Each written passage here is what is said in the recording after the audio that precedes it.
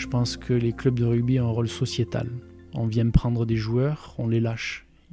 Notamment les étrangers ou autres, ils repartent, ou alors ils font 2 ans de chômage pour gagner un peu plus d'argent et ils repartent dans le pays après.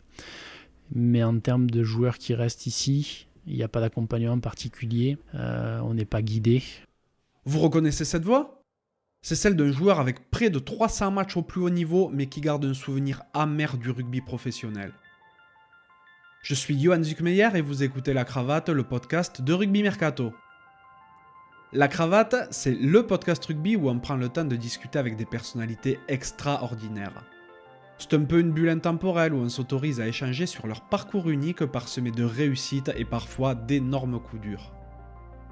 Durant ces jeunes années, mon invité découvre le rugby avec ses copains d'école du côté de Riom, à côté de Toulouse.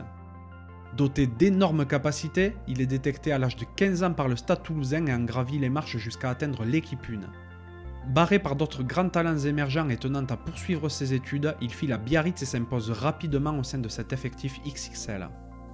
S'ensuit une expérience à Bourgoin durant laquelle il honorera une cape avec le 15 de France, puis au Stade Français, au Racing 92 et enfin à Oyonnax où il tire un trait sur sa carrière de joueur en 2016. Vous l'aurez sans doute deviné, j'ai eu le privilège de discuter avec Guillaume Boussès. Malgré sa superbe carrière, Guillaume est désenchanté par l'évolution du rugby et de ses acteurs dont il aurait espéré une main tendue à certains moments. Doté d'un fort caractère et après avoir surmonté de nombreux obstacles, il s'est offert un nouveau départ et vit aujourd'hui à fond le début de sa deuxième vie en tant qu'ingénieur. Le moins qu'on puisse dire, c'est que tout n'a pas toujours été rose pour Guillaume. Je suis très content d'avoir passé ce moment en sa compagnie et je me sens privilégié de pouvoir vous partager ce témoignage sans faux semblant. Si ce podcast vous plaît, n'hésitez pas à le noter 5 sur 5 sur Apple Podcast ou la plateforme de votre choix, à laisser un commentaire sympa et à le partager autour de vous. Ça fait super plaisir et ça aiderait vraiment la cravate à se faire reconnaître. Trêve de bavardage et place à la conversation.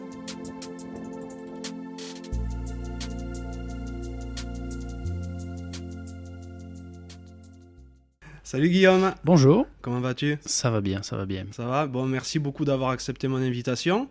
Merci à Cédric Guillermin de nous avoir mis en contact, oui. Un copain en commun. Aujourd'hui, on est à Paris. Tout à fait. Dans les locaux d'un super pote, Benjamin Carle de l'Infini Comédie. Pour situer un petit peu, Benjamin, c'est un journaliste que les auditeurs ont peut-être vu passer au travers de certains documentaires, donc notamment Made in France, où il explique un peu comment il a vécu sa vie pendant 9 mois en vivant uniquement français, et également quelque chose qui pourrait intéresser les auditeurs qui s'intéressent au rugby, pour le coup, donc Meilleurs ennemis, où il explique un peu les antagonismes entre France et Angleterre. Et si vous voulez découvrir d'où vient le God Save the Queen, je vous conseille vraiment de regarder. C'est vrai que les amateurs de rugby connaissent le redoutable centre que tu étais, qui a œuvré dans plusieurs formations de top 14. T'as jamais fait trop de bruit, mais t'as fait une magnifique carrière avec à peu près 300 matchs en pro, que ce soit en top 14 ou en Coupe d'Europe. T'es également international. Tout le monde connaît donc le Guillaume Boussès médiatique, celui du rugby. De quoi rêvait le petit Guillaume ? Eh bien, bienvenue. Bienvenue dans tout ça. De quoi rêvait le petit Guillaume ? À l'époque, c'est vrai qu'originaire de Riom, donc petit village, une quarantaine de kilomètres de Toulouse. Culture très rugby parce qu'il y a pas mal de trésistes ou de rugbymen type les frères Viviès qui ont évolué à Riom, Marcel Billière, ce genre de personnages qui étaient déjà un petit peu emblématiques au sein du SCR, le Sporting Club Riomois. Donc c'est vrai que rentrer dans une culture un petit peu rugby dans un village, ça se trouve dès l'école. Tu joues à la récréation avec un ballon qui est ovale. Pour ma part, j'ai dû attendre mes 7 ans révolus puisque j'étais emmené en octobre pour rentrer là-dedans.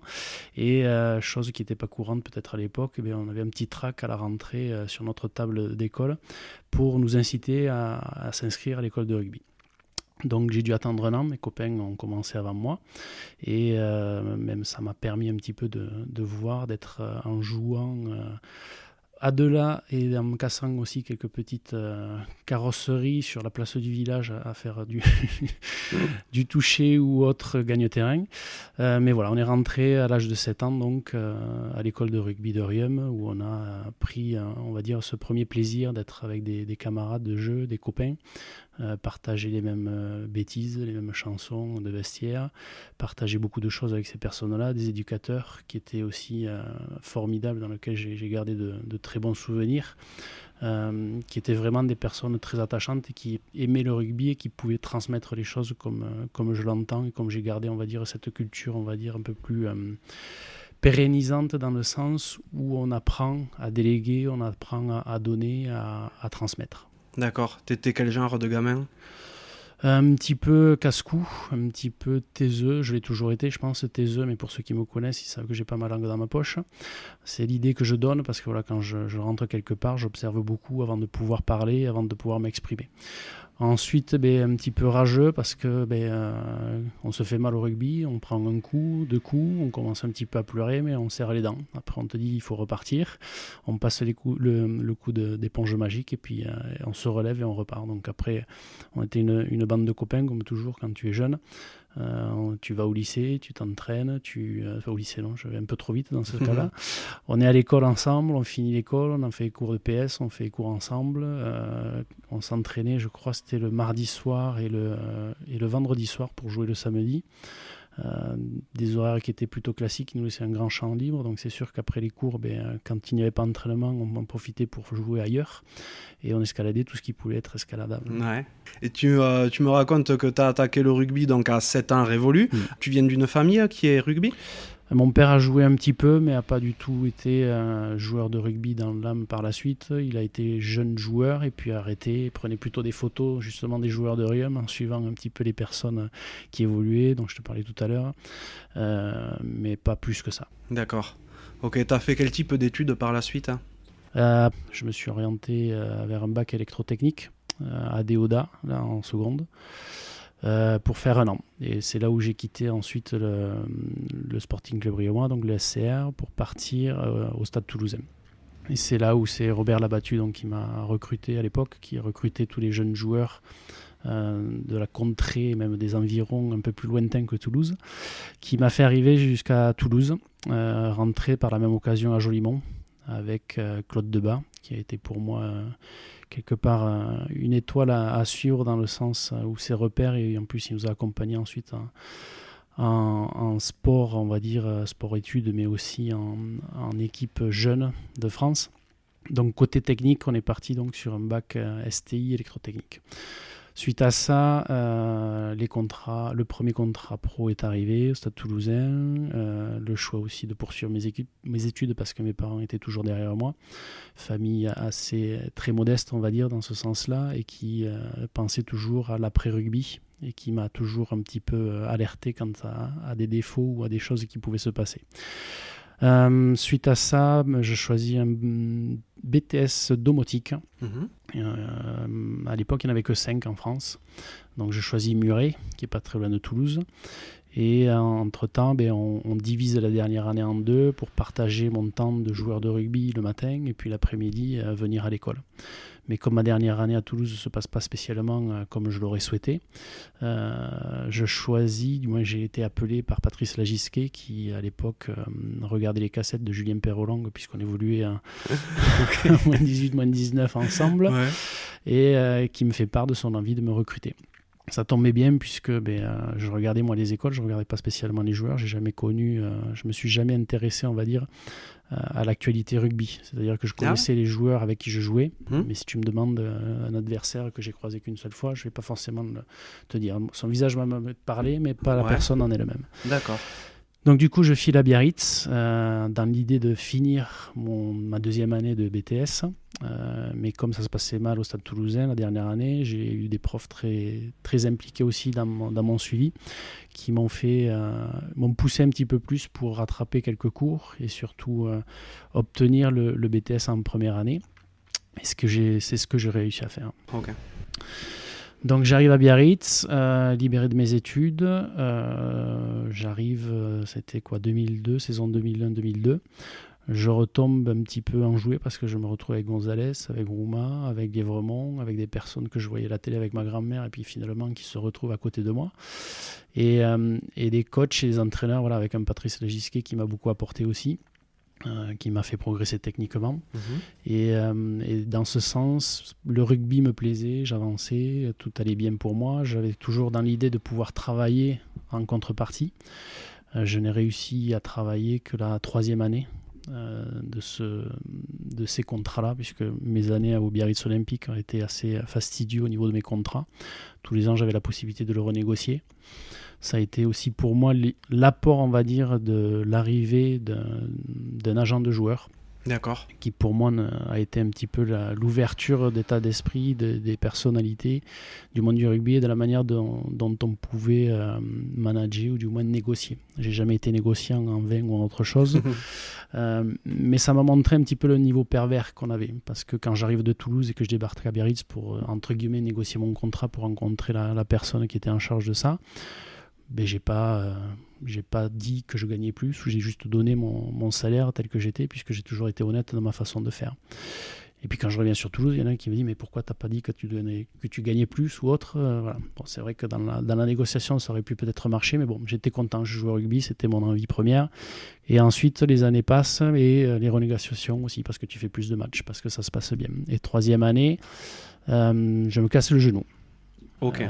Suite à un match que je ne devais pas faire, on est à Grenoble, il y a, je ne sais plus qui c'était Marc Stermina je pense, qui se plaint du ventre le matin du match. Je joue le match qui ne devait pas se faire pour moi, et puis je tape un petit coup de pied par-dessus, je réceptionne, et pam, le genou en l'air. Tu t'es fait quoi, le croisé ? Le ligament croisé antérieur. Okay. Donc première grosse blessure pour moi, un petit peu de désaveu aussi personnellement, parce qu'on s'est dit on est finalement humain, on tombe, on se fait mal, vraiment mal, et puis il a fallu penser un petit peu à voir tout ça. Donc j'étais en fin de contrat, puisqu'à l'époque le Biarritz Olympique, j'étais avec mon ex-femme qui n'avait pas de travail là-bas, et on avait stipulé que s'il y avait un souci par rapport au fait de trouver du travail, on avait peut-être la possibilité de pouvoir changer de club. Mais bon, la clause a été revue au mois de décembre, alors que les contrats sont signés courant septembre. Et bizarrement, la clause a été ambivalente. Donc ils sont servis de clause pour faire sauter mon contrat. Et tout en étant blessé, donc on s'est retrouvé dans une situation un petit peu particulière. Donc de là, il y avait quand même, de par ma progression et de mes matchs avec le Biarritz Olympique, j'attirais quand même encore les regards. Il y avait des clubs qui me désiraient, qui souhaitaient me faire venir, mais j'avais pas spécialement confiance le fait de partir, puisque j'avais quand même passé 2-3 ans à Biarritz. Je connaissais les entraîneurs, je connaissais le staff médical, en qui j'avais une grande confiance, et notamment avec qui j'ai encore quelques contacts aujourd'hui. Et je me dis, voilà, si tu dois accepter quelque chose, c'est dans un environnement qui te plaît. Certes, les conditions financières ont été divisées par 2. Et je me suis attelé à m'en tenir à ça, de faire 1 an et puis de voir ce qui se passait après. D'accord, donc tu restes au BO à ce moment-là ? Je reste au BO, voilà. Donc entre-temps, en 2002, on avait été champion de France la première année, et on arrive sur la saison 2004-2005. Ok. En même temps que Thierry Dussautoir, puisque lui fait son arrivée aussi en 2004-2005 avec un genou en moins, donc on fait la rééducation ensemble tous les deux. Et puis on revient sur le devant de la scène en même temps. Donc ça se passe très bien. Et puis, bizarrement, comme tout va bien, le BO veut me garder, les choses avancent, même si Patrice, lui, avait toujours voulu me garder dans ce sens-là. Et puis, Bourgoin, à l'époque aussi, me contacte. On arrive en fin de saison, ça fait 2 ans, je crois, qu'ils font des demi-finales, ou qu'ils arrivent quand même sur la fin de parcours en termes de championnat. Je me dis, pourquoi pas, ça peut être une utilité. Mais bon, Biarritz, je me sentais bien, j'avais mes amis, j'avais les personnes à qui je côtoyais correctement les lieux, et puis on faisait quand même quelques balades avec Laurent Mazas, avec Philippe Bidavé.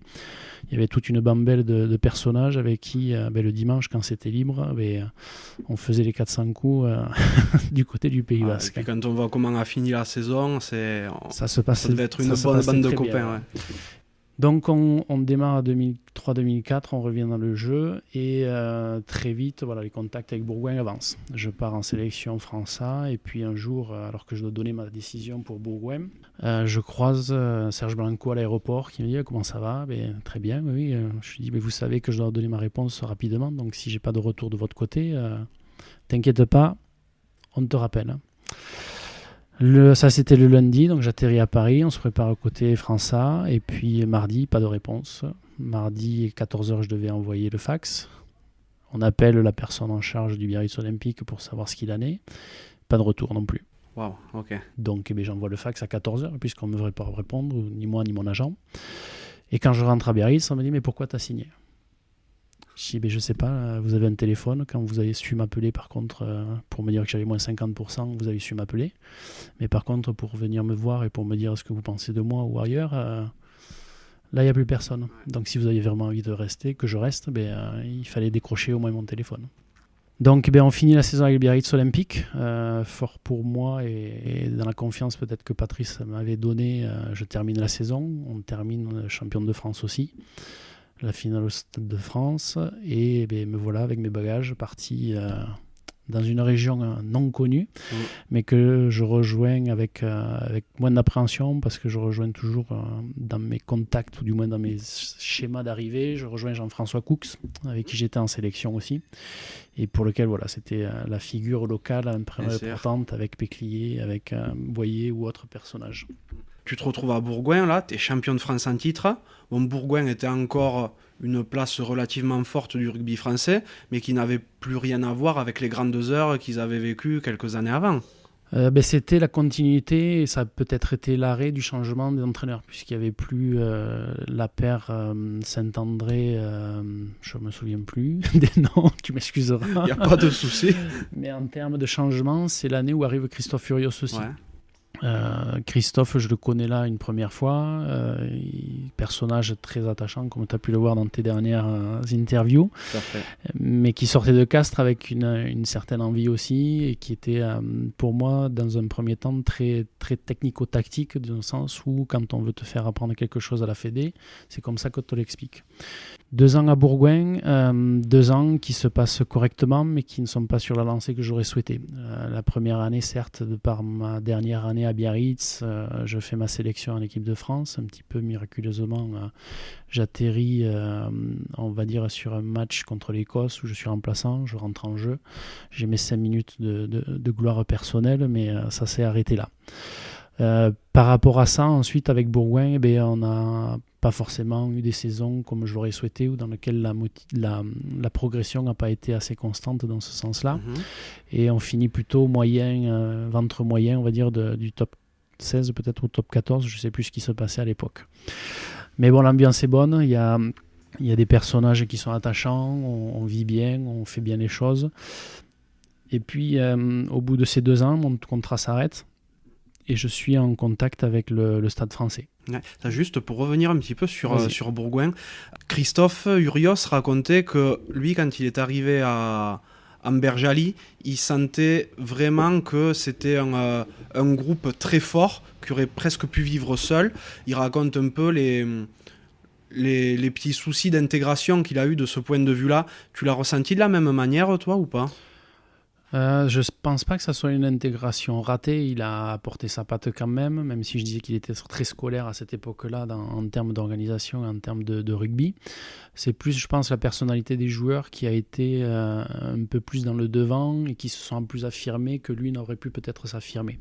C'est là où, pour moi, le style de jeu de Bourgoin a un petit peu diminué dans ce sens-là, parce que quand tu as des joueurs qui veulent prendre les rênes un petit peu de la manière dont on joue, c'est difficile aussi de faire taire certains noms pour pouvoir aller dans un bon sens. Et pour moi, par la vision que j'ai aujourd'hui, ça a été un petit peu le bis-bis, mais sans avoir de gros clash avec le jeu entre Christophe ou les joueurs. Il a été très respectueux à chaque fois, et on a connu aussi le président Martinet, qui a été un bon personnage à rencontrer. Donc tu fais tes 2 saisons, ça se passe correctement quand même ? Ça se passe bien, mais avec c'est un petit regret, parce que on aurait espéré plus. On passe en plus la première année, je vois Biarritz en finale contre le Stade Toulousain mettre 50 points. Pour être parti de Toulouse un peu tôt de ma carrière, toujours pas sur un coup de tête, mais sur réflexion, et puis mon orgueil aussi qui montrait que je suis capable d'eux. J'ai toujours eu une piqûre face à Toulouse qui me motivait plus qu'ailleurs. Mais ça me fait plaisir que tu abordes un peu le sujet toulousain, parce que tu y es resté jusqu'à tes 20 ans. Je suis parti à 20 ans. Je ne sais plus exactement après les dates, mais... Parce que tu fais toutes les sélections nationales jeunes. Tu es champion du monde du 19. Oui, c'est ça. En 2001 2000-2001 Non, c'est 2000 ou 99, je ne sais même plus les dates. Je sais même plus. Ok. Enfin bon, voilà, t'es à ce moment-là, tu es une des étoiles montantes du stade, quoi. Avec Nicolas, oui, on fait la première année. Alors, quand je te parlais tout à l'heure de ma première année en contrat espoir, c'est là où j'ai fait le plus de matchs à Toulouse avec Nicolas Jean-Jean. Alors, lui, il avait un contrat pro à l'époque. Moi, j'avais un contrat espoir. On a partagé notre appartement ensemble à cette époque-là. Mais dans ce sens, on a fait une dizaine de matchs, 12 matchs, je crois, en tant que titulaire au Stade Toulousain. La deuxième année, on passe de 12 matchs avec une auréole de dire on est champion du monde jeune, patin couffin, et je fais 2 matchs remplaçants. Donc c'est une année où tout roule et l'autre année noire complète. Et des expériences où Guy était un meneur d'hommes, et pour moi n'a pas été le technicien qui pouvait être un très bon manager dans la relation humaine, dans le sens où il savait motiver ses troupes et tirer le meilleur des personnes. Une expérience toulousaine qui a été un peu marquante pour toi, et donc je comprends mieux pourquoi quand tu vois la finale BO Stade Toulousain, ça fait un petit pincement au cœur, quoi. Le pincement y était, mais après bon, je suis parti aussi de Biarritz en ayant quelques interrogations parce que justement on était champion de France, on avait côtoyé tout le monde, on était bien dans le groupe, tout le monde vivait bien. Et puis pour recommencer la saison, j'ai envoyé un message à tout ce que j'avais pu avoir en relation proche au sein de Biarritz. Et c'est là où je me dis le rugby est assez bizarre parce qu'en retour, j'ai eu que 2 personnes qui m'ont écrit. Alors que j'ai envoyé un message groupé à pas mal de monde. Et ces 2 personnes, je les ai toujours encore en contact. Mais assez étrange de voir que même un petit texto envoyé à d'autres serait... Mais bon, c'est comme ça, c'est la vie. Et puis je ne suis pas en train de pleurer sur mon sort ou autre. Bien sûr. Mais c'était une autre réflexion. Parce que je dis à chaque fois première, mais ce n'est pas des premières fois. C'est des réflexions qui s'ajoutent à un monde qui est particulier. Tu as expliqué ton passage au stade, celui à Biarritz, ensuite Bourgoin. Tu pars au Stade Français par la suite. Tout à fait. Reçu par Max Guazzini et à l'époque Fabien Galtier. Donc, d'accord. Là, c'est un club atypique. Donc là, on est en 2008, 2007 ? On est en 2008, il me semble. Ah ouais, donc c'est encore les belles années du Stade Français. Ils finissent sur une bonne note parce que je crois qu'ils étaient finalistes ou ils étaient demi-finalistes l'année d'avant que je pointe le bout de mon nez au sein de Paris. Donc tout va bien pour eux. Et puis Fabien avait pris, on va dire, les commandes du club une année avant que j'arrive. Il avait terminé sa carrière, fait une première année et il prenait la décision de continuer une deuxième année en termes d'entraîneur. Et là, mes débuts sont assez particuliers, on va dire, notamment au niveau du recrutement, puisque quand je mange avec Max et Fabien me dit, mais tu sais, tu vas faire 6 mois de frigo. Avant que tu signes ? Avant que je signe, voilà. Ok, ça doit motiver. Je dis, bon, mais pourquoi, comment, qu'est-ce qui se passe ? C'est comme ça, ici, tu fais 6 mois de frigo. Bon. Mais bon, j'ai signé quand même parce que il y avait Nicolas Jean-Jean que j'avais connu à Toulouse. Il y avait des personnes aussi que j'avais côtoyées à droite à gauche.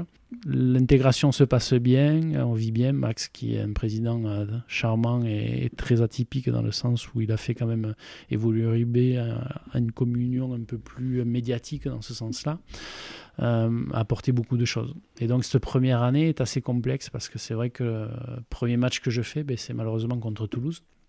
J'étais avec Mathieu Bastaro au centre et la tactique pour Toulouse a été un petit peu simple, c'est-à-dire que Mathieu était quand même plus costaud que moi et on avait une différence de gabarit qui faisait que je courais un peu plus vite que lui.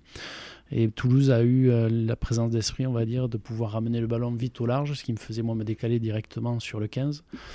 Et en faisant ensuite une inversion ou en revenant vers l'intérieur, le gap que j'avais créé en laissant Mathieu un petit peu tout seul, voilà, c'était moi choisir entre la sécurité de laisser Mathieu, pas laisser Mathieu, mais rester avec Mathieu pour ne pas créer ce trou-là, ou alors justement ne pas me faire avoir et ne pas laisser en défaut l'ailier pour pouvoir partir un peu plus vite. Malheureusement, c'est moi qui suis pris en grippe à la vidéo. Là où les séances vidéo, parce que j'y reviendrai peut-être, ça a été aussi de bons moments, surtout à Biarritz et à Paris. C'était des séries de plaisir dans ce sens-là. Et donc voilà, mes 6 mois de frigo sont finalement commencés après ce match-là. Ah d'accord, donc t'as joué un peu avant d'aller... J'ai fait un match, un match officiel et puis frigo. Et là, s'ensuit quand même des épreuves difficiles mentalement, psychologiquement parlant, parce que tu joues pas, tu es complètement à côté du groupe quelque part. et quelques pointillés aussi, puisque j'ai... alors ça, je ne sais pas si c'était Fabien à l'époque qui faisait appeler d'autres clubs ou des clubs qui réellement voulaient me faire venir, parce que j'avais signé 2 ans à Paris. J'avais des clubs comme l'USAP qui souhaitaient me faire venir, donc voilà. Mais dans ma réflexion, c'était plus de me dire, voilà, je suis aujourd'hui dans un grand club. J'étais dans un grand club à l'époque qui s'appelait le Stade Toulousain. Je suis pour moi parti un petit peu trop vite, où j'ai pas fait mes preuves dans le sens où je me suis pas battu pour avoir une place quelque part. Aujourd'hui, si tu dois évoluer, si tu veux redevenir un tant soit peu intéressant au titre international ou au titre national, tu restes là et puis tu travailles. Bien sûr. Donc c'est ce que j'ai fait. Quand Fabien l'a vu, ce qui était marrant, c'était qu'il est au courant avant moi de voir tout ça. Me félicitait me disait pas félicitations, mais me disait j'ai appris que tu as été en contact et que voilà, tu voulais rester. Très bien. J'avais pas forcément plus de choses ou autre. Et puis il arrive un match où on est contre Brive. Je sais pas comment, remplaçant. C'est Lionel Boxis qui se blesse. Et je rentre donc un peu plus d'une mi-temps. Durant ces 50 minutes, je marque 2 essais. Et là, je retombe un petit peu face à des choses que j'avais connues à l'époque. Où bien évidemment, un certain journal jaune te met 3 étoiles, mais il n'y a pas spécialement à avoir quelque chose. Ah, il paraît que tu as fait un bon match. Voilà. Et dans un sens où après, Fabien, le lundi, alors que je rentre dans les couloirs, il me dit c'est grâce à qui les 3 étoiles ? Et là, je me dis, c'est grâce à qui, je ne sais pas. Peut-être que tu me vois travailler tous les jours en train de travailler ma passe dans les couloirs ou en train de faire des choses. Mais il y a certes, tu m'as apporté beaucoup techniquement. Les 2 entraîneurs qui m'ont marqué le plus, c'était Patrice Lagisquet et Fabien Galtier.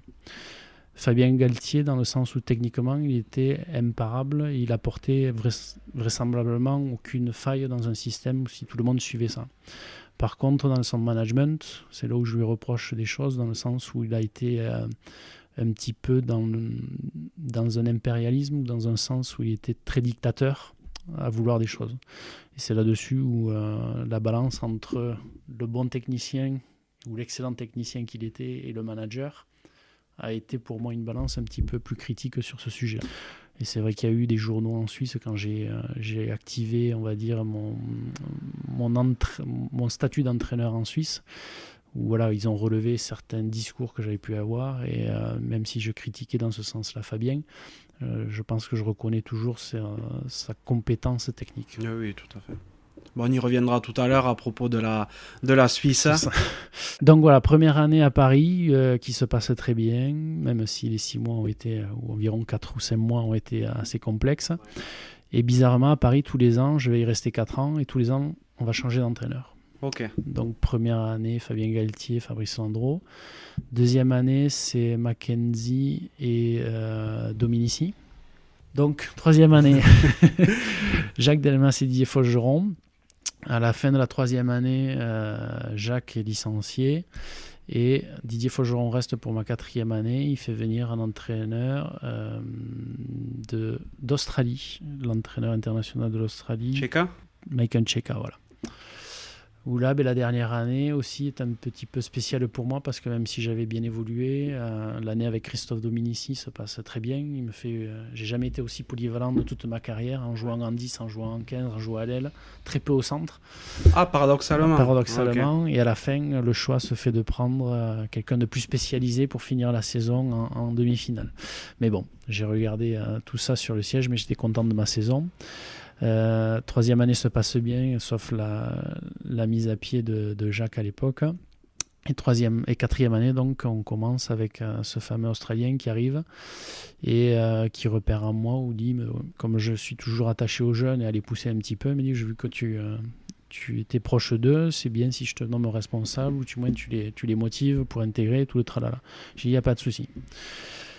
Entre parties, il y avait un Argentin, Gonzalo Tieso, je crois, si je me souviens bien du nom, qui est là aussi. On a 2 profils complètement différents. Ouais. Moi, j'ai toujours été un joueur attaquant, mais défenseur globalement correct. Je me faisais très peu dépasser, on va dire, mais je n'étais pas le puncher que tous les sélectionneurs ou que tous les entraîneurs souhaitaient. Et à contrario, Gonzalo était vraiment le vrai puncher. Donc qui ne me fait pas jouer au début en justifiant son penchant un petit peu plus pour Gonzalo. Mais t'inquiète pas, tu vas pas jouer. Mais ça fait 1 mois, 2 mois, 3 mois. On joue pas, on fait un toucher. Je me prends une manchette d'un autre Argentin, fracture du plancher de l'orbite. Pendant un toucher, c'est pas mal. C'est réglo. Ouais. Et puis, comme je reste au sol, que je ne vois plus, ou du moins double, je me fais insulter par Monsieur Sheika.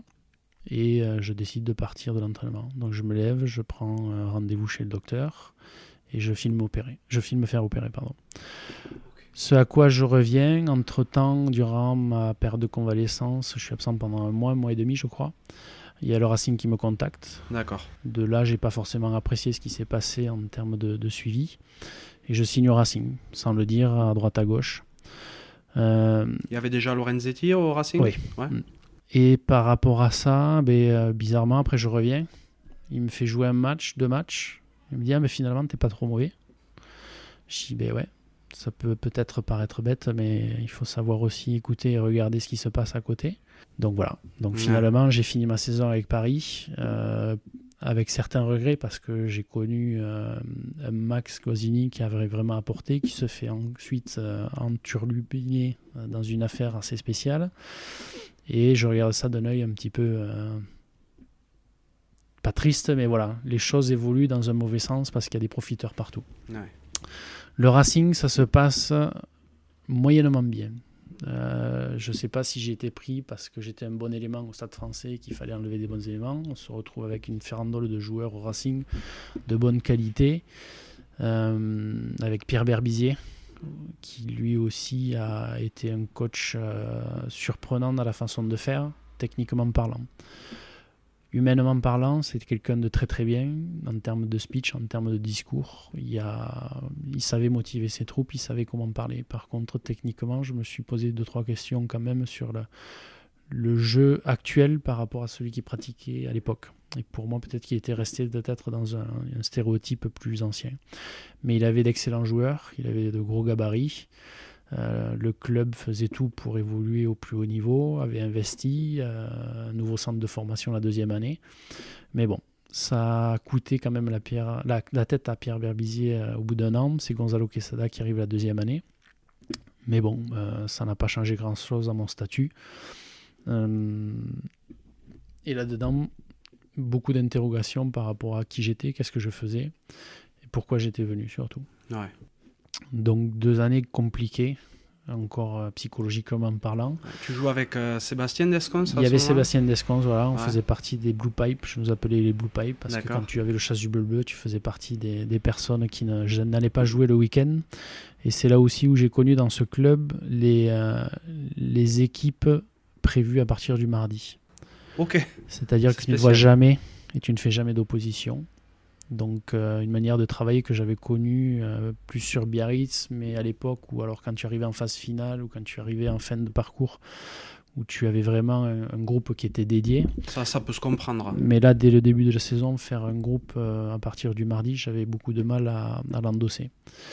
Donc bon, je fais mes 2 ans, j'arrive... non pas par magie. J'ai jamais eu de problème pour trouver un club durant mes années. C'est vraiment après le Racing où ça c'est un petit peu compliqué. Parce qu'évidemment, quand tu n'es plus dans le devant de la scène, que tu joues plus forcément, je passe de 70% à 30% de visibilité à quelque chose qui n'est plus du tout vendable pour des personnes. Mais bon, mes contacts me permettent encore d'avoir des points d'accroche. Et finalement, mon numéro revient sur Christophe Furios. Tiens. Que j'ai connu à Bourgoin, dont je te racontais un petit peu avant. Et puis, je décide d'aller le voir. Parce que je l'avais connu à Bourgoin. Et puis, région particulière, parce que l'Ain, inconnu au bataillon, le rugby, ça ne faisait pas partie de la carte de France que j'avais imaginée, même si à Paris, j'avais dit, je n'irai jamais à Paris quand j'étais jeune. Il ne faut jamais dire jamais. Mais voilà, saison bizarre pour eux, puisque ça fait, depuis qu'il a quitté Bourgoin, en fait, qu'il est parti là-bas. Il a construit quelque chose, il a évolué, puis ils arrivent dans un schéma de Pro D2 où ils sortent quand même assez devant et sont dans bonne position pour finir en top 14 l'année d'après. Je le rencontre et je trouve un personnage changé. Il est plus aussi scolaire que ça, autant dans sa façon de s'habiller que dans sa façon de parler pour moi. Il a fait l'école de management de Limoges, management du sport, qui pour moi lui apportait une ouverture et une grandeur un peu plus libre que ce qui n'était stéréotypé dans les papiers fédéraux quelque part. Et de là, je vois des gens qui étaient inconnus au bataillon. Ils se basent sur des personnes qui sont un petit peu rebuts, non pas de la société propre, mais de la société rugby. Et son lien de motif, c'est de dire, je m'en fiche. Moi, je te paye ce que j'ai comme argent. J'en ai pas 150 000, mais je te donne la possibilité de pouvoir retrouver un terrain, de pouvoir rejouer, de pouvoir te montrer. Tu restes 1 an, 2 ans, ça, je m'en fiche. Tu fais ton job pendant 1 an, il n'y a pas de souci. Si tu gagnes et puis tu repars, c'est très bien. C'est pas le discours qu'il m'avait donné à moi, mais c'était son discours qu'il avait en lien de motif pour pouvoir motiver les personnes qui venaient sur Oyonnax. Et puis ça me plaît. On tombe dans une région, je me dis, bon, il va faire froid, et finalement, j'arrive, il fait grand soleil. Et ça, c'était pour ta pâtée. C'était pour ma pâtée. Mais assez particulier, et puis je trouve un esprit de famille assez rapidement avec les joueurs que je n'avais plus trouvé, dans lequel j'étais très loin de ça. On va dire que le dernier esprit famille, alors même si au Stade Français c'était très compatriote, très camaraderie, il n'y avait pas cet effet famille comme j'avais pu le connaître à Biarritz. Et là, à Oyonnax, je retrouve cet esprit famille, avec sans grand nom, des personnes qui sont lambda, mais qui sont bien implantées, qui sont bien ensemble surtout. Ouais. Donc je signe là-bas 2 ans. Et tout se passe correctement puisqu'on va gravir 1 année, 2 années. J'ai une année optionnelle qui sera la 3e année. On finit la 2e année avec un quart de finale contre Toulouse. Et puis des joueurs qui sont formidables, des choses qui se passent et qui sont extrêmement conviviales, qui sont plus dans l'essence du rugby pour moi, avec une communion aussi avec le public qui est spécifique à la région.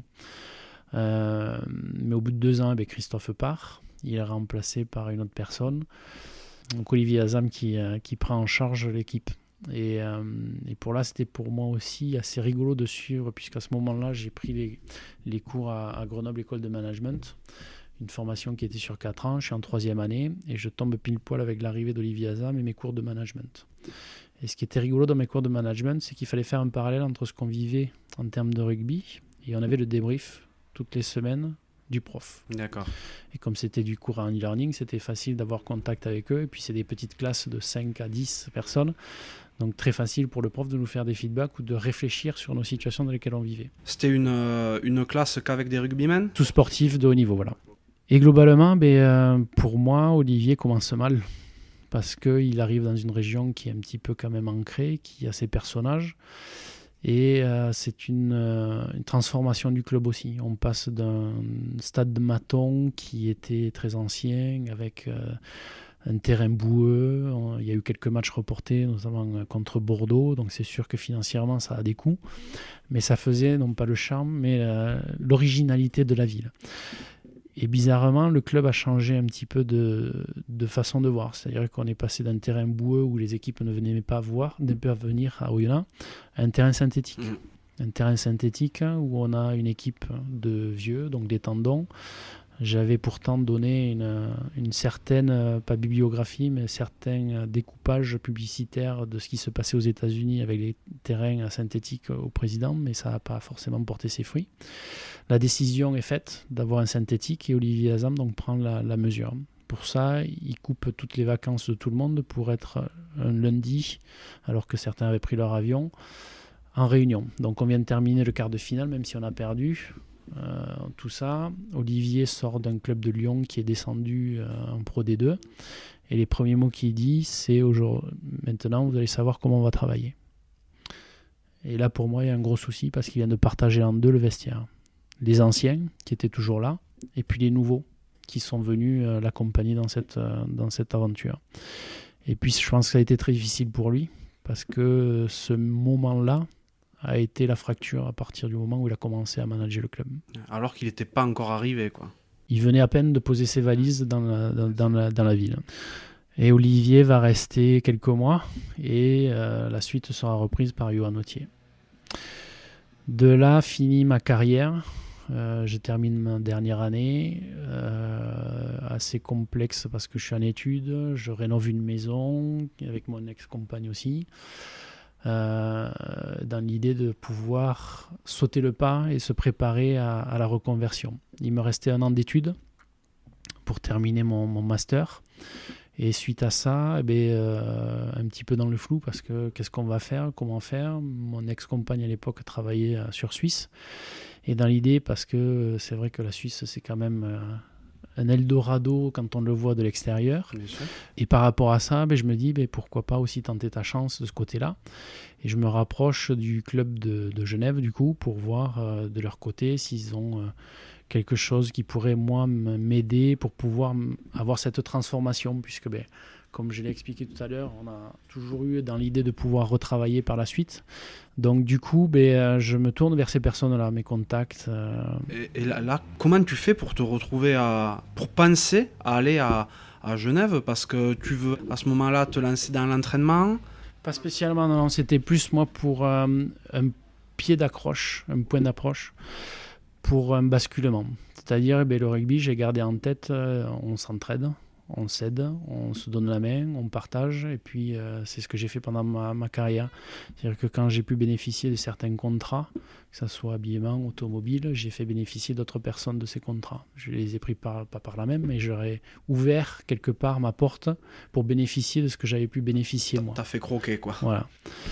Et en d'autres termes, je me dis, le rugby, pour moi, c'est ça. Enfin, c'est pas un milieu privilégié, mais il y a quand même des passes droits qui pourraient permettre des contacts facilement. Parce que quand tu travailles, tu sais très bien qu'envoyer des CV, c'est pas facile.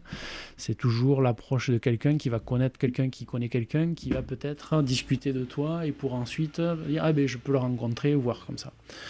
Donc, je pensais à ça.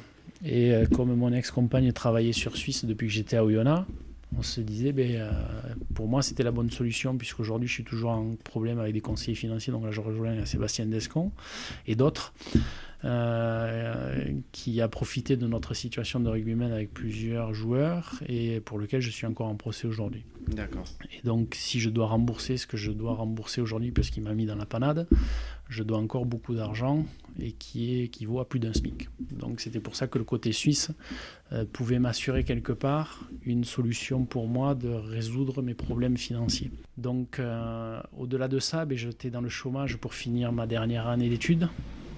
Et puis je commençais à me rapprocher de ce club-là pour dire, voilà, ma transition arrive. Je me suis installé avec mon ex-compagne qui aujourd'hui n'est plus. L'idée pour moi, c'est d'avoir un tremplin. Donc, au-delà des connexions que vous pouvez avoir, comment on pourrait, moi, me voir, parce que la Suisse, côté rugby, il n'y a pas grand-chose, c'est pas connu pour. Ils sont plus côté suisse avec le tennis et les sports de glisse que rugby.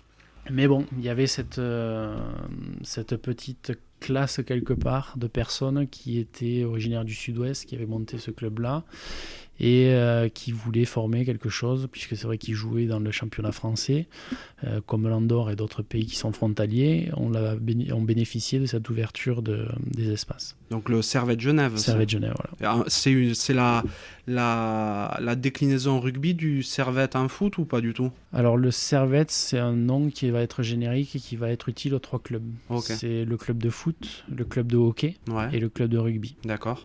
Avant, ils étaient tous les 3 rassemblés. Aujourd'hui, ou du moins je ne sais pas ce qu'il en est aujourd'hui, mais quand j'y étais, ils étaient séparés. Hockey était indépendant et foot rugby étaient ensemble. D'accord.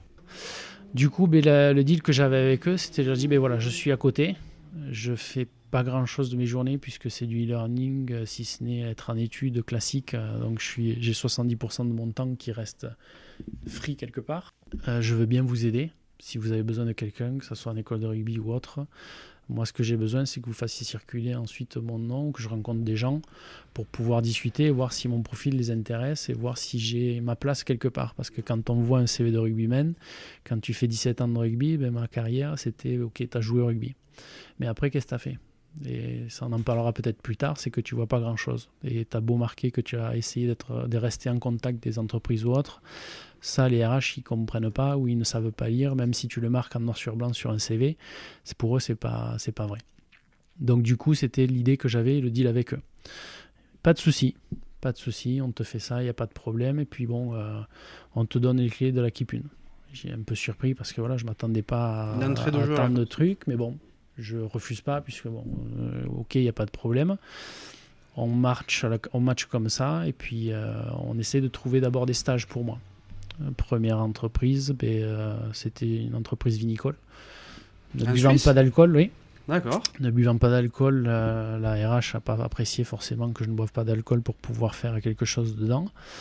Deuxième société, une société qui me proposait un niveau Bac plus 2 alors que j'étais Bac plus 5 à l'époque. Enfin, aujourd'hui encore, je suis Bac plus 5. Mais je ne voulais pas, moi, entre guillemets, avoir une position plus basse. Si c'était un stage, puisque c'était non rémunéré, ce que je demandais, c'était quelque chose qui soit de mon niveau pour que je puisse justifier et rentrer dans la vie active par la suite. Bien sûr.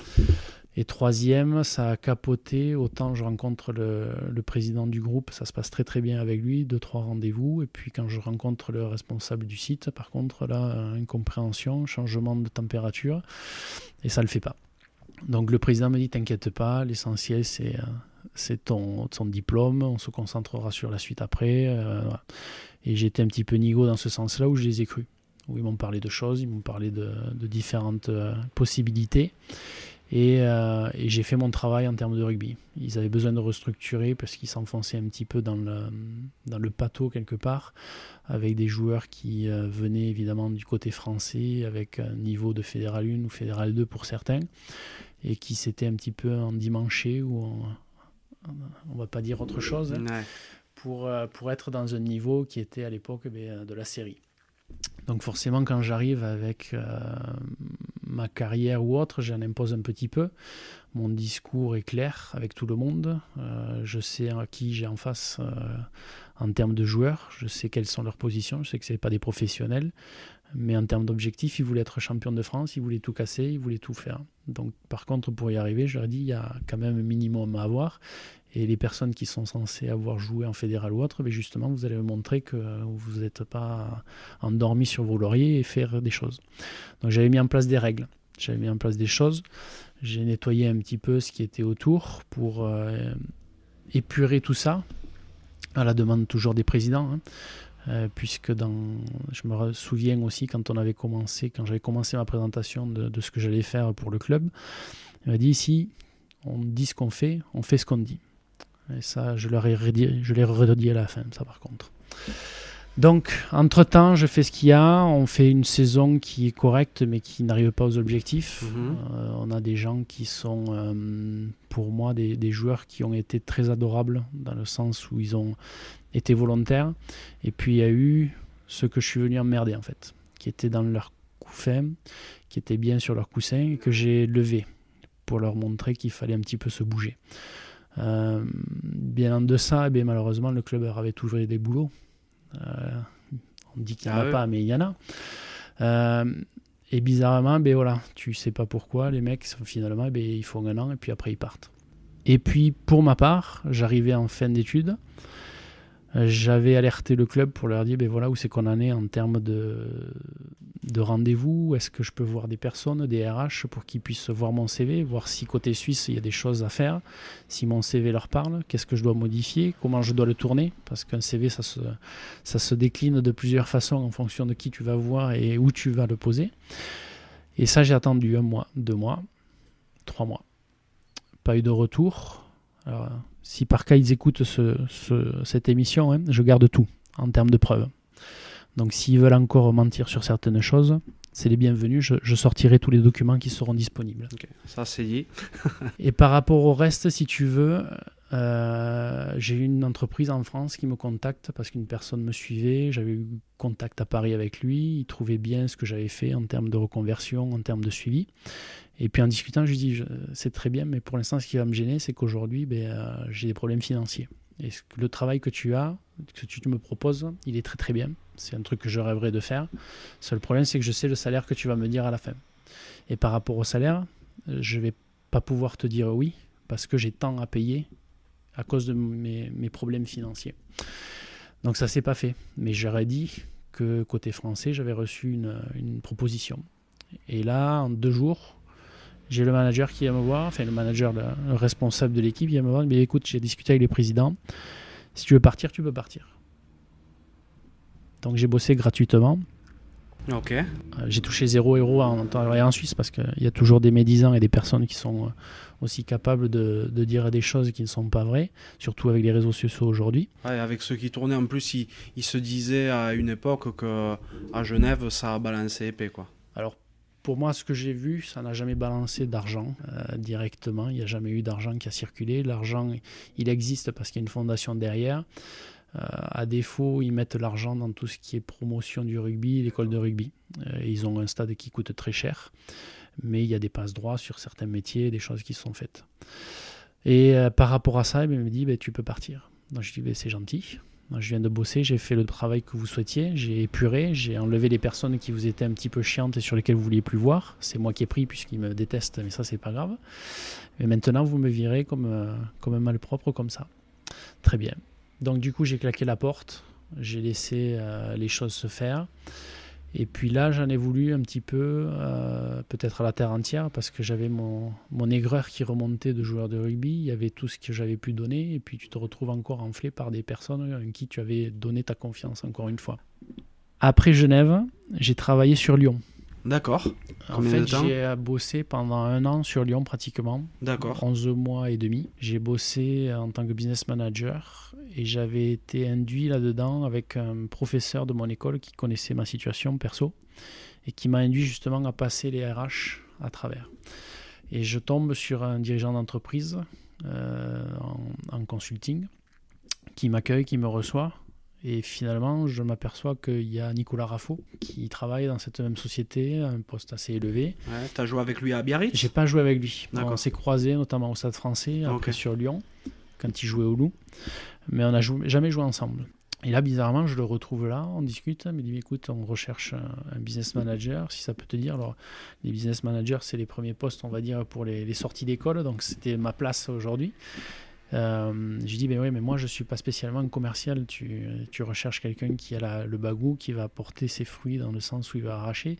Je sais que je suis pas comme ça de nature. Alors après je me dis je peux me battre pour essayer de faire quelque chose et aller à contre nature, mais je ne sais pas ce que ça va donner. Écoute, il me dit on peut prendre le risque, passe l'entretien et puis on verra ce qui se passe. Je passe l'entretien, ça se passe bien, il décide de me faire confiance. Et donc quand je signe chez Caduceum, la personne que je vois entrer ensuite dans le bureau, c'est Stéphane Ougier, que j'ai connu et avec qui j'ai joué donc, au Stade Toulousain. Ouais, glorieuse arrière du stade. Je me dis mais qu'est-ce qu'il fait là ? Et le président donc, de la société me dit on a été racheté il y a très peu de temps par la société de Stéphane et c'est Stéphane qui nous gère. Je discute avec Stéphane, le fait d'avoir intégré cette société, de mes problèmes aussi que je connaissais. Il dit écoute, t'inquiète pas, on forme, il y a des formations et puis tu vois comment ça se passe et tout le tralala. Donc j'ai fait 1 an. Bon là tu reprends un peu foi dans le monde du rugby, non quand même ? Alors je reprends mais à certaines personnes. C'est-à-dire que c'est des personnes... Alors c'est vrai que Nicolas, je ne l'avais pas connu en tant que joueur, mais c'était l'impression qu'il m'avait donnée. Stéphane, je l'ai connu à Toulouse. C'est la famille que j'ai connue à Toulouse à l'époque, avec les joueurs, avec tout ce qui se passait. Mais il y a toujours pour moi un certain visage de personnes qui se disent rugby et qui n'est pas rugby, ou du moins dans le sens dans lequel on veut. Et du coup, je fais ça pendant un certain temps, jusqu'à avoir mes soucis aussi qui débarquent de l'autre côté. Et donc comme l'accord avec Nicolas, on met fin à mon contrat. Du coup, je claque tout. Il y a séparation avec mon ex, il faut revendre la maison, gna. Procès encore avec madame de ce côté-là pour la revente de la maison. Mais bon, je tiens encore le coup. Je redescends quand même chez mes parents parce que j'ai plus de toit, j'ai plus rien. Ok, donc sur Toulouse ? Sur Toulouse, ouais. Ok. Je redescends chez mes parents, je passe 1 mois, 2 mois. J'essaye d'aller aussi chez un pote qui est du côté de Bourgoin-Jallieu qui m'héberge pendant un certain temps. Et puis je suis parti pendant 15 jours. J'avais besoin de me vider la tête. J'avais besoin de me trouver aussi, de savoir où c'est que j'en étais personnellement avec l'accumulation de mes soucis, de savoir où c'est que j'en étais. Pourquoi j'ai été trop ouvert, trop plaisant avec certaines personnes pour pouvoir me retrouver là. Et à défaut, j'ai un joueur que j'ai coaché pendant 1 an à Genève qui m'appelle, il me dit écoute, j'ai peut-être quelque chose qui pourrait t'intéresser, c'est du temporaire, il n'y a rien qui est assuré puisque c'est une boîte d'intérim qui sélectionne les candidats, tu peux envoyer ton CV, peut-être que ça peut passer. Et puis si tu es sélectionné, après, autant voir après si on peut te trouver quelque chose de coach à droite, à gauche. Mais bon, s'il me dit c'est temporaire, ça peut s'arrêter du jour au lendemain, puisque là-bas aussi c'est très libéral. Tu peux prendre tes baskets si tu fais mal quelque chose du jour au lendemain. Mais du coup, je remonte à Genève. Je remonte à Genève pour travailler dans une société, dans des bureaux. Le boulot est plaisant, je rencontre des personnes qui sont vraies, qui travaillent vraiment en termes de techniciens. J'aide aussi un autre club où mon pote joue et pour lequel voilà, je les accompagne sur quelques entraînements, un match. Mais les choses ne vont pas se passer comme je le souhaitais, ou du moins comme il le souhaitait, puisque je ne vais pas rester. J'avais continué à postuler. La dure vie d'un joueur de rugby qui essaye de rentrer dans des sociétés ou juste avoir un rendez-vous, c'est ce que je disais tout à l'heure. En 2 mois, alors je veux bien que la conjoncture soit néfaste à ce moment-là, mais en 2 mois, j'ai envoyé plus de 500 CV. Wow. Alors aujourd'hui, c'est facile parce qu'avec tout ce qui est Internet, tu postules à droite à gauche. Enfin, bon, disons qu'on est quoi? On est en 2018, non, à ce moment-là? On est 2018-2019, oui. Ouais, fin donc, 2019. C'est pas non plus la préhistoire, quoi. Non, mais après, l'économie n'était pas non plus au plus haut fixe, on va dire, mais bon. T'es passé d'un rebut sur LinkedIn, tu vois, le site qui se dit professionnel, ou à sélectionner que des personnes que je connaissais finalement. Parce que finalement, tu avais Facebook, tu avais Twitter, tu avais Instagram, et puis le truc des fans, quelque part, je voyais que des fans ou des personnes qui étaient fans de rugby qui me demandaient en termes de... Je voulais ça, que ça soit réellement un réseau professionnel. Jusqu'au jour, j'arrivais pas forcément à trouver du boulot. Et puis j'ai ouvert, on va dire, les vannes à tout ce qui pouvait avoir peut-être une possibilité de visibilité, ou alors comme il y a des offres aussi, voire un maximum d'offres qui pouvaient être postulées. Et puis bizarrement, un jour, il y a une personne qui me contacte, qui est coach, et qui me dit on se connaît pas, mais on partage des choses qui me semblent être communes. Ça serait bien si on peut discuter. Donc c'est comme ça que le contact s'établit. Le gars est coach de quoi? De vie, de rugby Pas du tout. Alors pas coach, coach de carrière. D'accord, ok. Pas coach de rugby ni rien du tout dans le sport. Ok. Et il me dit ça m'intéresse de discuter avec toi, de savoir pourquoi, comment, qu'est-ce que tu as fait, qu'est-ce que tu as maintenant, quels sont tes problèmes. Et cette personne m'a ouvert un petit peu la main, comme j'aurais pu l'attendre d'une personne qui, de la part du rugby ou ailleurs, je m'attendais à avoir. Et comme je l'ai entendu, c'est le réseau, c'est pas ton proche réseau qui va t'apporter une solution, c'est pas le deuxième, c'est celui que tu connais pas du tout, c'est le troisième. Et ça a été avéré dans mon cas. Donc cette personne m'a aidé à me remotiver, à me rebasculer dans un sens où je perdais pied, je perdais aussi confiance en moi. Je suis passé par des phases de dépression à la fin de ma carrière, non accompagné par les personnes avec qui j'étais à l'époque. Et j'ai repris aussi contact avec une ancienne sophrologue que j'avais eu l'habitude d'avoir quand j'étais au Stade Français.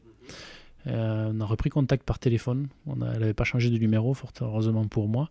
J'avais connu quelques charlatans en termes de psychologue ou sophrologue entre-temps, et c'est pour ça que j'avais retenté le coup via cette personne-là. Et avec ces 2 personnes, en fait, j'ai réussi à rebasculer dans une dynamique positive. Et ensuite, j'ai usé un petit peu de mon savoir en prospection que j'avais eu pendant mes 1 an de carrière dans cette société lyonnaise pour postuler différemment. Et bizarrement, ça a porté ses fruits plus rapidement que je ne le pensais. Et depuis maintenant 1 an, j'ai intégré une société qui est à la Défense, dans un poste où on me fait confiance, avec un chef de service qui a été surpris de me voir en entretien. Quand je lui ai dit que j'avais du mal à trouver du travail, il ne m'a pas cru. Donc je suis tombé encore une fois sur des gens, pas encore une fois parce que c'est là où il y a un mix dans ma parole, où tu m'entends au début dire je suis aigri contre certaines personnes, et puis aujourd'hui j'ai autour de moi des personnes qui sont bienveillantes. Et entre ces dernières que je t'ai citées, la psycho, le coach et mon chef de département aujourd'hui. N'hésite pas à citer l'entreprise si tu es très content là-bas. Alors c'est Total, dans la partie exploration-production. D'accord. Donc, en termes de logistique. T'es ingénieur là-bas du coup. Titre d'ingénieur, voilà, même si j'ai pas fait des études d'ingénieur, mais j'ai un niveau master Bac plus 5 qui me permettent de postuler à ce poste-là. Donc oui, une chance inouïe d'avoir pu croiser ces personnes-là, d'avoir eu à un moment donné l'étoile qui a pu un peu briller sur moi pour faire que les planètes s'alignent un petit peu. Ouais. Pendant toute ta carrière, il y a eu des moments où tu n'étais pas d'accord, tu as pris des décisions parfois un petit peu hâtives. Et il semblerait que la fois où tu as essayé vraiment peut-être de réfléchir, je ne veux pas dire de réfléchir, mais de ne pas prendre une décision rapidement et de te dire peut-être que j'ai quelque chose à voir un peu dedans aussi, c'est-à-dire quand tu recherchais ton travail et que tu as changé ta méthode de recherche, là tu as réussi à trouver. Est-ce que tu ne penses pas peut-être que dans ta carrière tu aurais dû faire, je ne dirais pas le dos rond, mais essayer d'arrondir les angles à des moments ?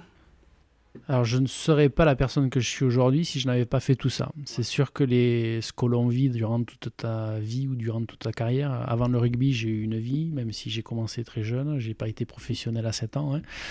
J'ai vécu des choses avant qui m'ont endurci et durant ma carrière, j'ai fait des choses qui m'ont endurci aussi. Ça ne m'a pas empêché de me faire avoir par des personnes.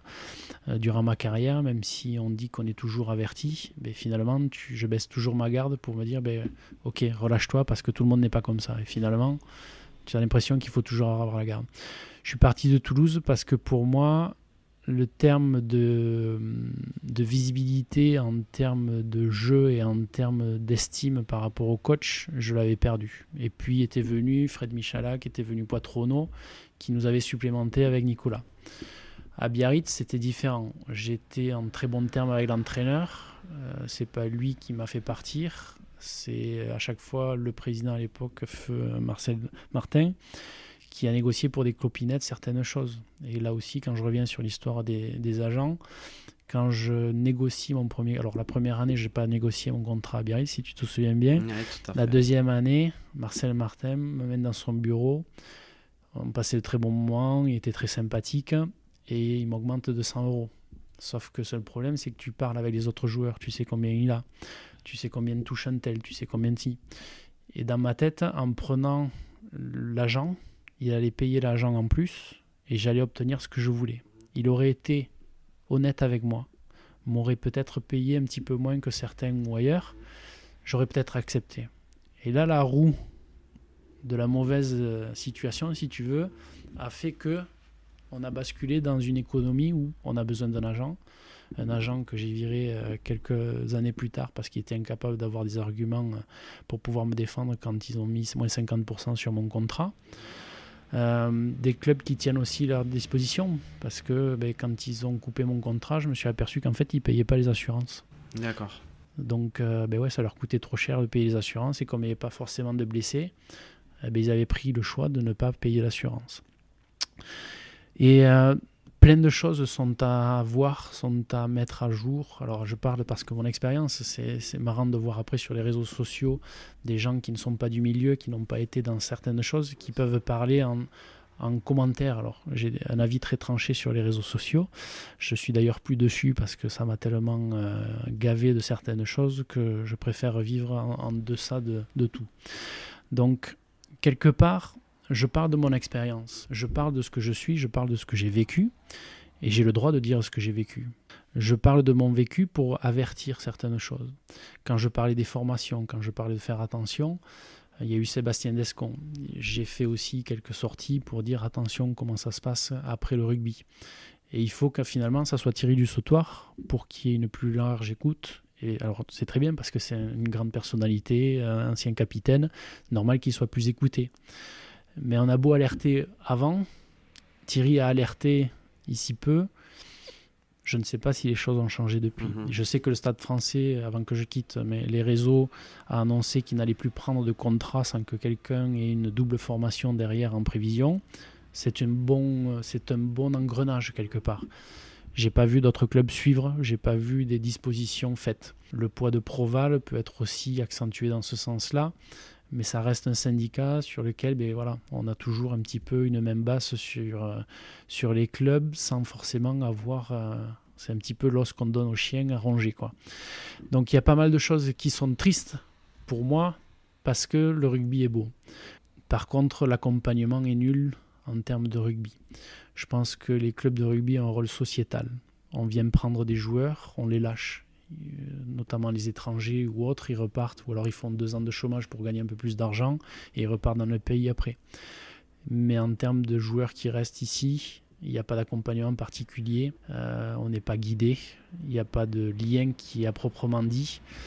Je lance juste un sujet pour dire il est peut-être préférable d'avoir ou de garder des joueurs alors pas comme le fait Toulouse parce qu'eux ils les insèrent directement dans le club, mais d'avoir des peut-être plus propice d'avoir des joueurs placés dans des sociétés qui sont susceptibles d'être de sponsors et qui ont été sponsors pour argumenter au sein de la société le fait de pouvoir continuer ou de donner plus.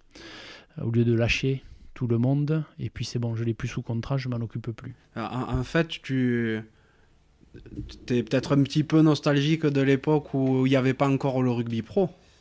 Oui, parce que je l'ai connu. On a commencé le rugby dans la professionnalisation en 96 ou 95, je n'ai pas exactement les chiffres. Vis-à-vis de ça, c'est venu petit à petit, mais tu avais un complément de revenus qui était le rugby et tu bossais et tu avais ton salaire. Après, tu as occulté ce qui pouvait être une accroche pour plus tard.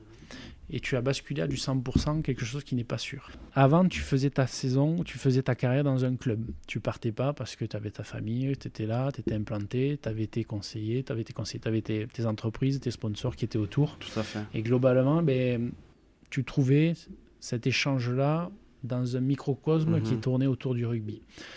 Aujourd'hui, c'est pro. Tu pars au bout de 2 ans parce que globalement, la moyenne, c'est 2 ans de contrat. Sauf si tu es bon, tu en as 3 ou 4 ans. Ouais. Et suite à ça, c'est se dire comment on va évoluer plus tard. Parce que si on ne fait pas de pool, comme je disais, pour les formations, avoir un budget ou avoir une propre réserve, comment le joueur va s'en sortir ? On déménage, on fait des choses, on ne peut pas s'implanter, on ne peut pas acheter, on ne peut pas faire ci, on ne peut pas faire ça. Alors après, je ne sais pas, peut-être qu'aujourd'hui, les joueurs touchent des centaines de milliers d'euros par mois. Ce n'était pas mon cas. Ouais, rappelons que tu étais pro jusqu'en 2016. C'était pas non plus il y a très longtemps, quoi. Non. Mais ça, il y a eu quand même une grosse évolution sur ma fin de carrière où j'ai vu des chiffres qui quand même m'étonnaient par rapport à tout ça. Mais c'est sûr que quand tu es joueur de rugby, c'est facile de pouvoir louer une maison, alors pas à Paris parce que ça coûte encore les yeux de la tête, mais de louer une petite maison quand tu es à la campagne, ou quand tu es à Oyonnax, quand tu es à Biarritz, un peu plus loin, tu peux te louer une maison sans problème. Tu réfléchis pas pour partir en vacances, où c'est que tu vas aller, il n'y a pas de souci parce que tu as le salaire qui est correct. Mais demain, quand tout s'arrête, que tu peux plus payer ta location, que tu te retrouves dans F2 ou F1, que tu comptes tes sous pour aller acheter le pain ou les pâtes que tu peux plus et qu'il n'est plus question de partir en vacances parce que finalement t'as plus ou t'as pas ou on t'a escroqué à côté et puis en fait finalement ce qui te servait de pouvoir racheter une maison ou un appartement tu l'as plus. Ah merde alors mais on demande pas à être secouru, enfin c'est là où le dilemme est. Quand je parle, c'est que je ne demande pas à secourir ou à être secouru comme j'aurais aimé être secouru. C'est qu'il y a un certain niveau d'aide par rapport à tout ce qui arrête en termes de carrière ou autre, un accompagnement qui devrait être suivi par rapport à tout ça. Je ne dis pas qu'il faut donner, on n'est pas là en train de faire la manche. C'est notre faute aussi si on a fait des bêtises et s'associer ou signer des papiers qui n'auraient pas dû être signés. Mais voilà. On demande quand même en termes de visibilité une chose qui pourrait supporter quelque chose parce que pendant plus de 15 ans ou aujourd'hui peut-être un petit peu moins on a donné notre corps à la science. Aujourd'hui je ne cours plus, je ne fais plus rien parce que j'ai mal quand je cours ou je suis obligé de voir un ostéopathe tous les 15 jours parce que je suis détraqué. D'accord. Aujourd'hui, avec tout ce que tu as vécu, j'ai l'impression d'après ton discours que tu remontes quand même à la pente. Tu as un boulot dans lequel tu sembles t'épanouir. Tu es apaisé à ce niveau-là ? plus serein, on va dire. Ouais. Tu as une position qui... alors, c'est pas comme en Suisse, si tu as un CDI, tu peux être viré du jour au lendemain. Là, tu es en CDI, tu as quand même une position avec des avantages qui te permettent d'avoir une visibilité un peu plus longue, parce qu'il y a des préavis s'il doit être viré ou autre. Et surtout d'avoir des personnes qui sont à la tête des départements, qui sont pour moi très, très compréhensifs et très ouverts. Parce que je ne souhaite à personne la position que j'ai eue ou que j'ai encore aujourd'hui, même si ça va très bien côté travail. Mais quand je dis ça, c'est plutôt sur mes à côté. Quand tu vis des moments difficiles dans ta vie, de manquer de soutien ou d'avoir des personnes qui ne sont pas là alors que tu as été là, c'est pas problématique. C'est que mes choix aujourd'hui sont vite faits. D'accord. Donc tu arrives à te reconstruire quand même. Aujourd'hui, c'est quoi tes occupations? Qu'est-ce que tu aimes faire dans la vie? Alors aujourd'hui, c'est un peu complexe parce que je viens de sortir du confinement en changeant d'appartement. Ouais. Aménagé aussi avec ma nouvelle copine, donc on a pris quelque chose d'un peu plus grand pour tous les deux. On s'est éloigné un petit peu de la Défense puisque j'étais pas très loin sur Courbevoie pour avoir un peu plus d'air et plus facilement respirable. Donc on a passé, là j'ai passé 15 jours de vacances avec ma fille que j'avais récupérée. Ouais. Après, suite à ça, comment te dire, c'est que je vais pouvoir un petit peu bénéficier de mes week-ends parce que ça fait peut-être plus de 20 ans où j'ai eu du mal à prendre mes week-ends. Parce que, pendant 17 ans, j'ai fait ma carrière. 2, je travaillais après. Donc, pendant que j'étais à Lyon, mais que j'avais ma maison pas très loin de Genève, mais côté français, je rentrais le week-end, mais je faisais 2 jours de jardinage parce que j'avais plus de 2500 mètres carrés de jardin à traiter. Donc, j'avais jamais le temps de libre. Aujourd'hui, c'est bon, je vais pouvoir, au-delà d'aller voir ma fille qui est sur Toulouse, ou de la faire monter, c'est aussi bénéficier de temps libre pour moi. Et comme je le disais en début, peut-être quand on parlait sans que les micros soient ouverts, au-delà de redescendre sur Toulouse, c'est revoir mes amis qui sont proches. Il y en a quelques-uns sur Biarritz, il y en a quelques-uns sur Bourgoin, il y en a quelques-uns sur Toulouse. Et dans ce sens-là, oui, c'est passer du bon temps, redescendre sur Toulouse, aller dans mon resto chez Moustache favori et ensuite partir sur Biarritz pour revoir deux trois joueurs, anciens joueurs qui sont restés en contact avec moi pour revoir un petit peu ces environnements qui m'étaient chers à un moment donné de ma vie, quoi. D'accord. C'est normal que tu n'aies pas pu bénéficier de tes week-ends quand tu étais joueur, vu que tu passais sur Canal. Donc tu pouvais pas être partout, mais d'un autre côté, on ne peut pas s'imaginer quand on n'y est pas dedans que ça puisse être la galère comme ça derrière quand même. Tu fais un sport qui est quand même ta passion, ou qui était pour moi ma passion durant plus de plus de 10 ans. Après, il y a eu quelques années où ça a été un peu plus laborieux et où je jouais plus pour le fait d'avoir un peu plus d'argent dans ma continuité. Mais tu es en déplacement un week-end sur 2. Pour peu que le club veuille prendre soin de toi, tu vas dormir le samedi là où tu es parti et tu vas rentrer le dimanche. Ton jour de repos, en fait, c'est le mercredi. Et le mercredi, comme je l'ai expliqué, c'est que j'ai toujours cherché à travailler de mon côté. Donc oui, tu avais quand tu jouais à la maison, et encore quand tu jouais à la maison, si je me rappelle à Biarritz, même bon, on n'était pas à plaindre, on allait le matin à Saint-Jean pour faire un peu de footing pendant 1 heure avec le préparateur physique. Toute l'équipe courait pour ceux qui pouvaient courir alors qu'on avait tous des béquilles de la veille, et on finissait dans la thalasso de Serge, bien prélassé. Mais bon, ça te mangeait, mais on était bien parce que voilà, c'est pour ça qu'on sortait après avec les amis là-bas pour aller un petit peu dans les montagnes ou faire du rafting parce qu'on s'était pas assez défoncé le samedi pour faire 2-3 conneries dans ce sens-là. Mais oui, c'est ton corps est ton outil de travail. Tu le vois plus dans une façon où il faut faire attention à toi. Alors aujourd'hui, avec l'idée du culturisme, c'est bien de se prendre en photo torse nu ou de montrer que tu as des abdos. Moi, j'ai eu beau faire des abdos tous les jours pendant 17 ans, ils n'ont jamais poussé. T'as quand même fait le calendrier des dieux du stade. Ouais, mais on voyait plus mes fesses que mes abdos. Il faut parler à Max peut-être pour ça. Mais bon, il y a des choses où relâchement. Et aujourd'hui, voilà, je sais que j'ai pris un peu plus de poids que quand je n'étais joueur. J'ai oublié ma balance. Aujourd'hui, je veux me sortir psychologiquement du passé un petit peu noir que j'ai pu avoir dans ma tête. Et pour ça passe par la cuisine parce que ça reste une passion aussi pour moi. Et je me fais plaisir gustativement parlant. J'ai vu que sur Instagram, tu postais pas mal de trucs de pâtisserie. Je postais, voilà. Aujourd'hui, j'ai arrêté, mais je continue de faire la cuisine.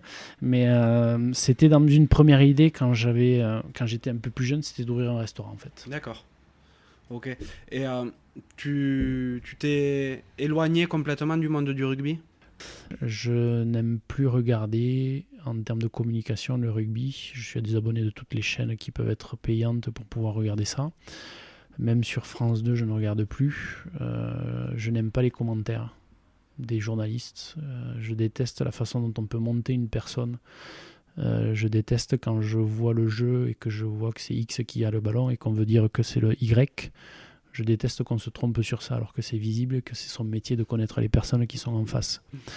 Je déteste la façon dont on promouvoit aussi les choses et dont on accentue quelque part les traits parce que la télé fait qu'on pousse certains à éclore alors que les médias, voilà, comme je disais au début, c'est celui qui va marquer qui va être glorifié alors que celui qui a joué son 2 contre 1 ou alors le 10 qui a fait la passe tendue sur 15 mètres pour décaler son mec ou alors voir peut-être qu'il y a un mec qui s'est décalé pour pas rentrer dans le tas parce que ça reste du boum boum encore pour certains. Ça, par contre, on va pas faire le petit ralenti pour voir certaines choses. Mais on va bien voir le ralenti quand on aplatit. Mais de là, pour moi, le rugby, ça reste un sport collectif. Ils sont 15 sur le terrain, ils sont 23 dans l'équipe. Et vis-à-vis de ça, je resterai intransigeant parce que il y a toujours eu des personnes altruistes qui bossaient pour les autres, qui se sont ouverts en deux le casque pour les autres et pour lesquels il n'y a jamais eu un mot ou un remerciement. Ouais, c'est vrai. Bon, j'en déduis qu'aujourd'hui, le rugby, c'est pour l'instant du moins un peu sur le côté, quoi. Il est de côté, il reste avec mes souvenirs. Ouais. Je m'accroche aux bons. J'essaie de garder les bons et sur lesquels ils ne m'ont pas déçu. Ça restera du côté amateur et dans ma jeunesse, un peu dans le professionnel. Au-delà des soirées ou des autres choses aussi qui ont été de bons instants et dans lesquels je garde des bons souvenirs. Mais voir un match de rugby, c'est pas encore prévu au programme. Le deuil n'est pas encore tout à fait fait, quoi, de ce côté-là. Je sais pas si c'est un deuil ou si c'est une façon de voir les choses. Est-ce que le jeu en vaudra peut-être la chandelle s'il change de revoir un match ? Là, ça ne m'intéresse pas de voir deux équipes s'affronter, de voir que c'est celui qui va être à bout parce qu'il va avoir démonté l'épaule ou massacré un jeune parce qu'il était plus faible, il y allait à 150 kilos dessus et l'écraser. Alors c'est sûr que ça reste un élément, mais c'est devenu trop récurrent. Et quand tu opposes deux balourds qui font boum, alors c'est sûr ça fait un choc quand tu entends boum dans les tribunes, mais je trouve pas ça joli. Donc je préfère les défenseurs de porte ouverte ou de fenêtre ouverte qui savent se décaler en faisant ce qu'il faut avec leurs jambes, qui savent courir vite. Pour moi, le rugby a toujours été un sport d'évitement. Alors certes, c'est un sport de contact, mais à base d'évitement. Tu t'entendrais, je pense, à merveille avec Pierre Pérez, avec qui on a discuté dans un épisode précédent. C'est son leitmotiv, mot pour mot. Aujourd'hui, tu as pas mal de recul, tu as beaucoup de vécu. Si tu pouvais reparler au petit Guillaume, qu'est-ce que tu lui dirais ? Je sais pas. Je sais pas si je devrais l'avertir de ce qu'il va subir ou ce qu'il va vivre pour le laisser se construire, parce qu'aujourd'hui, j'ai l'impression d'être mature dans ma façon de réfléchir, dans ma façon de penser. J'aurais pas connu les déboires que j'ai connus, autant amoureux, financiers ou de vie. Je n'en serais pas aujourd'hui là où je suis. Sans ça, je pense qu'on a tous besoin de prendre des claques dans sa vie. Alors il y en a qui sont plus ou moins fortes, en fonction de là où on se situe et en fonction d'eux. Je ne viens pas d'une famille avec une cuillère dorée dans la bouche. Mes parents sont des travailleurs, ils ont été dans la difficulté, ils ont toujours su me mettre aussi en avant et promouvoir mes envies. Quand j'allais leur demander l'autorisation pour jouer avec l'équipe 1 de Toulouse alors que je n'étais qu'un genou, c'était eux qui me disaient si tu as envie, tu y vas. Et ça, j'en suis reconnaissant pour ça. J'ai toujours été un gamin joueur. Si c'était pas du rugby, je faisais du cheval. Si c'était pas du cheval, c'était de l'athlétisme. Si c'était pas de l'athlétisme, c'était du vélo. J'avais toute ma semaine qui était programmée en sport. Pas forcément avec les devoirs, mais en ça. Donc ça m'a bâti qui je suis aujourd'hui. Ouais. Et je pense qu'avec les personnes avec qui je parle aujourd'hui du monde extérieur du rugby, qui sont vraiment vouées à l'entreprise, voit en moi une personne plus consciente des choses, mature dans le sens où je l'ai déjà dit, mais qui a vécu des choses qui sont marquantes et pour lesquelles il faut faire attention. Et sans ça, voilà, aujourd'hui je ne suis pas mort, je me suis relevé, oui, j'ai parlé de des moments de doute, de dépression, de pas bien. Il faut savoir aussi trouver ses propres chemins, il faut savoir se débrouiller seul, parce que c'est toujours la même chose dans ma rengaine. J'ai été dans un sport collectif, mais en pensant individuel, non pas pour me servir moi, mais pour être bien moi. Donc oui, on m'a affublé de tous les noms quand je parlais d'argent, puisque j'économisais un maximum, on m'appelait l'écureuil, notamment Pêche-Kit. Mais si j'avais pas fait l'écureuil, je ne sais pas si je serais là aujourd'hui. Pêche-Kit, Julien Peyrolong. Oui, tout à fait. Oui, donc on peut dire qu'en définitive, tu es quand même fier du chemin parcouru, même s'il a été semé d'embûches, quoi. Ben, l'idéal, c'est de voir derrière et puis de voir que tu as traversé un chemin rempli de ronces plutôt qu'un chemin doré qui serait tout tracé, on va dire. Ça fait le personnage que je suis aujourd'hui qui s'est battu aussi pour en arriver là. Je ne suis pas arrivé en claquant des doigts en faisant joueur professionnel. Je me suis battu pour obtenir des places. Je me suis battu, j'ai aussi bénéficié d'une bonne étoile puisque j'aurais pas fait un crochet au bon moment, au bon endroit. Robert Labattu ne m'aurait jamais vu en termes de visibilité pour me recruter au Stade Toulousain. Alors peut-être que j'aurais fini à Colomiers parce que c'était les premiers contacts que j'avais à l'époque. Mais tout ça, c'est un enchaînement. Et tout comme les matchs internationaux, les sélections, c'est le petit plus qui a fait qu'une décision a été faite à la place de l'autre ou parce que j'ai réussi à faire un trou ou j'ai fait quelque chose que l'autre n'avait pas fait. Ouais. Et bon, il y a une question que je pose à tous les épisodes et qui se rapporte au nom du podcast. Bon, après, t'en as distribué des belles pendant tout notre entretien, mais à quoi voudrais-tu mettre une cravate ?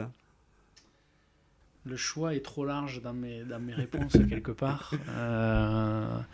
La cravate aujourd'hui, non, je me la mettrais à moi pour être au travail, un peu bien habillé. Mais après, à qui ? J'ai même plus envie de mettre une cravate à ceux qui m'ont craché derrière ou les mecs qui m'ont usurpé ou qui ont fait des choses salaces derrière mon dos. Je sais même pas. Ouais. Je ne saurais même pas te dire. Je suis désolé, tu vas être le premier à qui tu vas pas avoir de réponse. Ah, mais non, mais il n'y a aucun souci. Mais j'essaye de faire passer justement cette aigreur-là sans forcément avoir une certaine violence, puisque c'est peut-être mon reflet de ne pas avoir été trop agressif durant ma carrière en termes de défense, qui fait que non, j'ai pas pris j'ai dû prendre les cravates. Je pense pas en avoir mis. Ah si, j'en ai mis une. Ah ouais ? À Christophe Dominici, c'était en demi-finale de la Coupe d'Europe au Parc des Princes. Et je prends un carton rouge. Un carton jaune. Ok. C'est la seule cravate, je crois, que j'ai fait sans vouloir le faire exprès en plus. Ah bon, tu vois, comme quoi. Qu'est-ce que tu aimerais que j'invite pour un prochain épisode ? Ben là, partager entre des joueurs qui ont été un petit peu au devant de la scène et ceux qu'on a complètement oubliés. Mm-hmm. C'est vrai que tes podcasts mélangent un peu les deux. Je sais pas, je serais partagé entre dire Gérald Merceron qui a vécu une drôle d'histoire apparemment. Alors j'ai jamais rencontré ce personnage, j'ai jamais croisé, mais je pense qu'il a aussi un niveau c'est pas de la rancœur, qu'il a été déçu par le monde du rugby, de savoir pourquoi. Je crois qu'il est chocolatier aujourd'hui du côté de La Rochelle. Si je me trompe pas de nom, parce que tu sais que moi et les noms c'est un peu traître. Je l'ai compris, mais je vérifie. Mais il y a ça. Et après, qui c'est que je pourrais te donner ? Peut-être retrouver dans l'équipe des moins de 18 ans, des moins de 19 ans, quand on a été champion du monde, Vincent Clément, qui a été notre capitaine. Et il y a eu toute une génération de jeunes joueurs comme ça qui ont vite arrêté, après pourtant avoir un tremplin de début de carrière qui était assez surprenant, qui n'ont pas eu de carrière sportive après, qui ont arrêté au bout d'un an ou deux. Et pourquoi ? D'accord. Pourquoi ? Mais alors, le progrès par rapport à ce qu'ils auraient vécu en termes de rugby, ça serait peut-être moins intéressant, moins fleuri en termes, mais en termes de vie, c'est plus un choix à savoir voilà pourquoi. Et je me souviens qu'il y avait un 8 de Grenoble, il s'appelait Guillaume aussi. On ne sait pas pourquoi il a disparu des sélections, il a arrêté, il était bûcheron.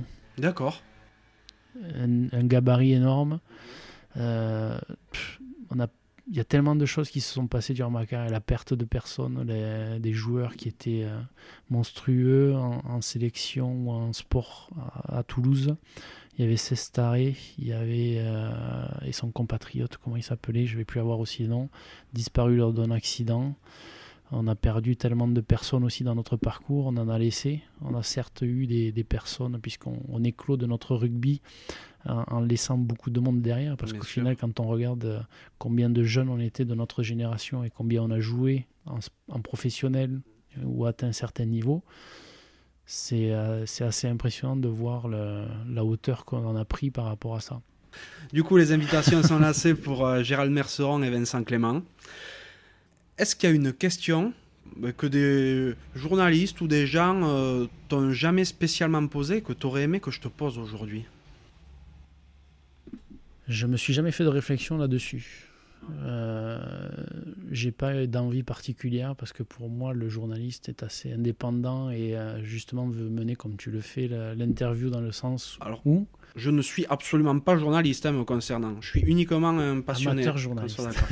T'inquiète pas, mais dans le sens où pour moi je suis là pour répondre à des questions, je suis pas là pour guider ou donner un sens. Alors si dans mes réponses je vais un petit peu orienter le sujet que j'ai envie de soulever et argumenter dans ce sens-là.